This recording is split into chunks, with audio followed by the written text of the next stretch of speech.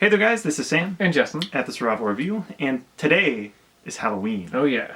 And we are going to be continuing our general tradition, we've missed it a couple times, but general tradition to talk about a John Carpenter film on Halloween night. And tonight's choice is John Carpenter's Prince of Darkness. Yes. Nobody really ever talks about this one that much. No. It really kind of goes under the radar, I mean, because it's in the shadows of such classics. Yeah, like exactly. The Thing and Halloween, and I think it's pretty solid. Oh yeah, I really definitely. enjoy it. This is the second part of the unofficial Apocalypse trilogy, which is The Thing, Prince of Darkness, and In the Mouth of Madness, which we've already talked about. I think it's my least favorite of the three. Yeah, definitely. Not to say that it's bad, but just The Thing is like a perfect horror film. In the Mouth of Madness, I really love, and this is just solid. Yeah. It's a very enjoyable horror film, but definitely shows its budget at certain points. Just in the fact that, like, when the movie begins, it feels like it's gonna have this really grand scale and have like a lot of scope to it. It opens on this priest laying in a bed, like looking like he's dying. There's like a lunar eclipse, and there's news footage about a supernova. And all of it feels very big, and then the movie takes place entirely in a church. But it's very well done for what they're going for. It's a very unique horror movie. It's full of a lot of really memorable images. Yeah. That's kind of the most standout thing about it. Because the story, not that it's bad, it's pretty simple. It's interesting. It is. But it doesn't quite, like, pull it off too well. Yeah, because it's got a lot of great ideas. Yes. But kind of at a certain point, almost sort of just becomes like a slasher movie. There's a good amount of the movie where it's just sort of picking off each of these scientists in this church one by one. Yeah. I would say it's better than most slasher movies, for sure. Because it has a lot bigger ideas behind it. Yeah, because the plot of the movie basically is this priest that we just mentioned dies, and then you get this other priest played by Donald Pleasance. Who's great as always. Yes. And he goes to this like old decrepit rundown church that priest was always at and everything, and goes in the basement and finds this kind of like hidden underground area, and he sees this like... It's like a cylinder full of what looks like liquid souls. Yeah, just like spinning around. It's just like this green fluid, and it's a really interesting like device. Yeah, so he enlists the help of this professor who teaches like quantum physics and everything, and his students to go there for the night and just investigate that and find out what it is and what its purpose is.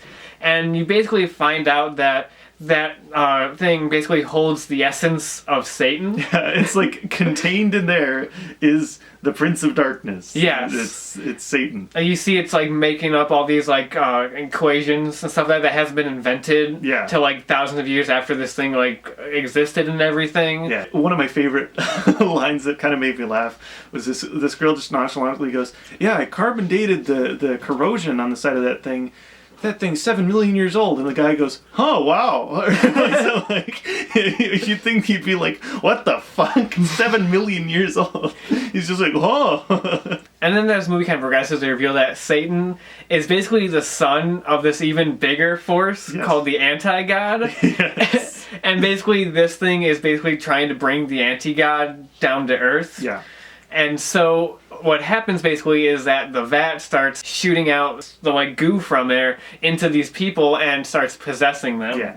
And there are actually other people that are already possessed before this. There are these homeless people outside the church sort of just watching them. Yeah, and barricading them inside and everything. Yeah, and they're all sort of like, some of them look like they're decaying even. Yeah. And there's throughout the movie bugs and worms and maggots. Yeah. Just kind of like you'll have scenes where you'll be just showing a character moving somewhere, and it'll pan down right at the beginning of the movie, and you'll see like just ants like, everywhere, like ants on the back of a television. All of these homeless people usually just have bugs crawling on them. Yes, and the leader of the homeless people is played by Alice Cooper. Yeah. Why not? Yeah. He, at a certain point, just kind of stops showing up in the movie. Yeah. But while he's there, he's a lot of fun. Yeah, does some good killing. For sure.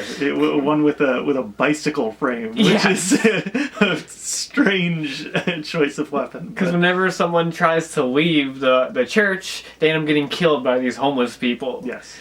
And at a certain point, when the scientists themselves start getting possessed by it, they'll start killing each other. Yeah. And that's where it sort of borders on feeling like a slasher movie. Yeah, because the movie kind of has a slow build. Yeah. And then when it kind of gets towards the end, it kind of feels like that they're like, oh crap, we still have a ton of people, characters still alive here. Like, let's get rid of some of them. And it kind of just starts dispatching them. But that being said, when a lot of that happens, I feel like every time something like that happens, it's like a crazy moment. Yeah. It's usually pretty like shocking. And as much as it feels like a weird kind of rushed part of the movie, it's still enjoyable. Yeah, and the best thing about this movie is that it just has this like overall sense of like dread. Yeah.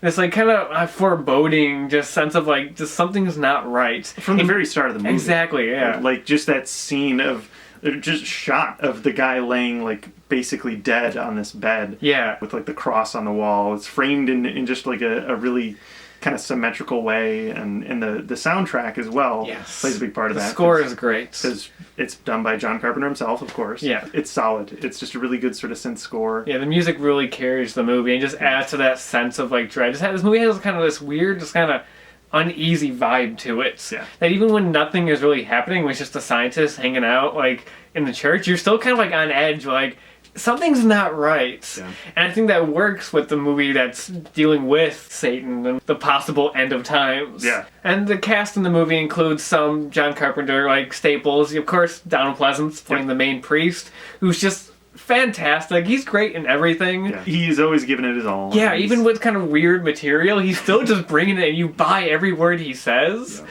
And he has those kind of good, great, like Donald Pleasance outbursts sometimes. It would have been another legend. But he was our prisoner, not yours. And those good monologues and speeches. I do like the one scene where he's talking about like the Satan inside there and everything, and then I think one of those lines is just like, no prison can hold him now.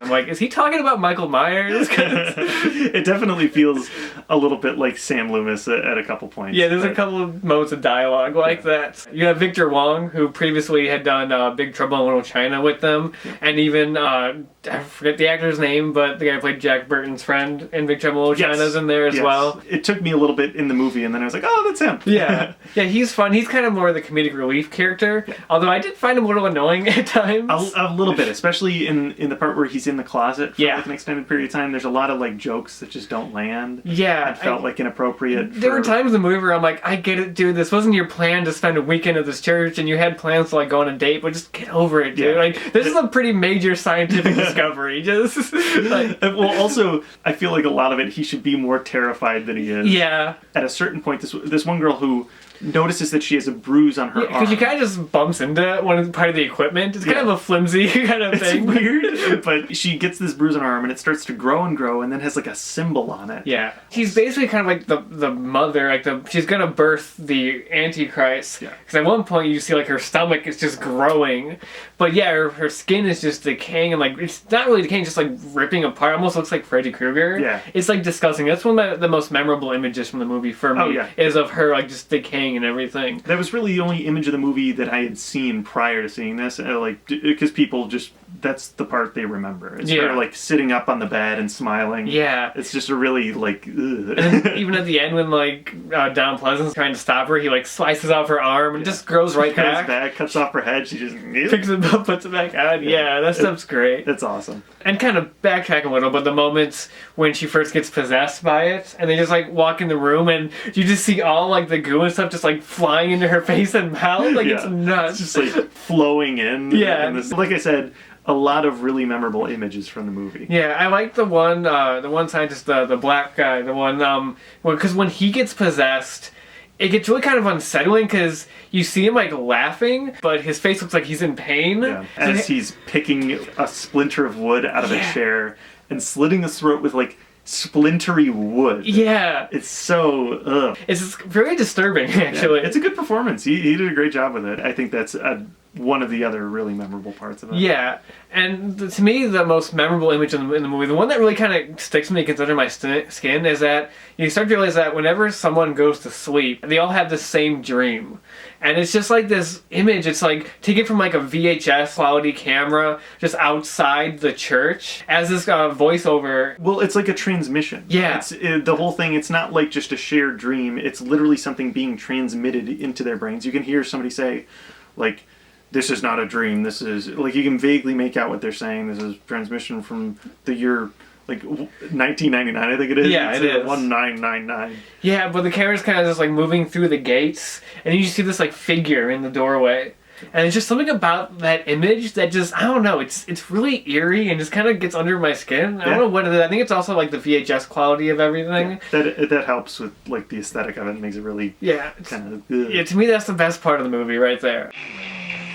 We are transmitting from year